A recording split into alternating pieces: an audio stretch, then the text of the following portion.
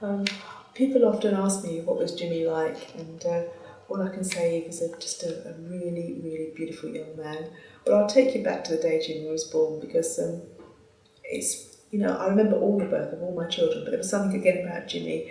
He was born on a Saturday, and it was May the 9th, 1992, Cup final day. And that's why I think I remember it the most, because my dad phoned me up at 12 o'clock on this day, and have you had the baby yet? No, Dad, not yet. And by 2:30, Barry was phoning up all our family to say that we'd had this beautiful baby boy, £10.4, the biggest of all our children. And my husband got home in time for the second half of the cup final, which I've never let him forget. But as a baby, Jimmy was just such an easy boy, or an easy baby. Never difficult, didn't mind going to bed, gurgled and was just lovely. At 4 months, Jimmy got meningitis and nearly lost his life, but he managed to pull through that. As a toddler, he was just the sweetest boy, always smiling, always happy. As he went through school again, he was never naughty. He struggled at school. He didn't find education very easy, but he didn't let it bother him. He just got on and did the work that he had to do to the best of his ability. Again, all the teachers loved him. When Jimmy was going out with his friends, all his friends' parents were so happy that Jimmy was there because there was something in Jimmy that made people feel safe. And he grew so tall, he was 6'4", and we used to have a laugh because when he'd come down in the mornings, I'd say to him, "Oh my goodness, Jimmy, you've grown again." And I was just under his shoulders. So he seemed to get taller and taller.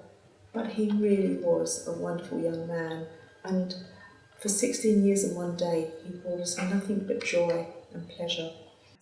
We have 9 children, 7 sons, 2 daughters, from age 42 down to 14. Our youngest son, George, is still at school. Jimmy was the second youngest son, second youngest child. Wonderful, wonderful person.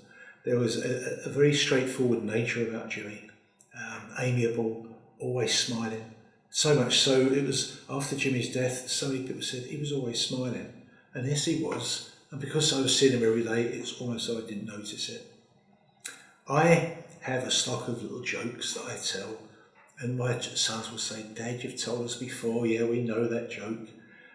Jimmy, I could tell him time and time again, he'd always laugh. Jimmy used to work with me on Saturdays. I'm a shoe mender. He used to help me in my shoe mender's shop, and we had a great relationship. We'd drive off together in my van down to the shop, and we'd whistle the sailor's hornpipe, and we'd just start laughing and giggling. Lots of little jokes. He was my mate. Yeah, I miss him terribly. He's a good friends. To give some idea of Jimmy, the friends, when their parents were aware that their children were going out with Jimmy, they were happy about that. There was something comforting about Jimmy. There was a decency and an honesty about Jimmy. And Jimmy had a faith. Jimmy would come to Mass on a Sunday, we'd go and he'd be in bed with Jimmy. And we'd be sitting in church, and next thing there's Jimmy walking past us going up to receive communion. Big smile on his face. Jimmy used to come and sit down and we discuss our readings. Jimmy was proud of his faith. Jimmy was proud of his faith. And perhaps we could urge anybody watching this film, be proud of your faith. Never let go of God. So Jimmy, very straightforward person. Struggled at school, didn't find school easy. Got on well with school teachers. He's very charming. He had teachers making him cups of tea. I think he had a great gift to get people doing that. But very, very decent, honest, charming young lad. And yes, we miss him. But we thank God that we have been the parents of Jimmy. I thank God for the experience of Jimmy in my life. And that's something I'll always cling to. My last connection with Jimmy was cuddling in this kitchen on the day of his birthday before he went out from friends. That was the last time I saw him. But that is such a great memory. There is nothing I regret, apart from Jimmy losing his life so young, of course, but there's nothing more that I wanted to say to him, and I don't regret anything I said to him. We told him he was loved. He knew he was loved. I knew he loved me, and that's a precious memory. Okay, on the day that Jimmy was killed, He actually got up really early, and I was expecting him to stay in bed until lunchtime because he'd been to a party the night before.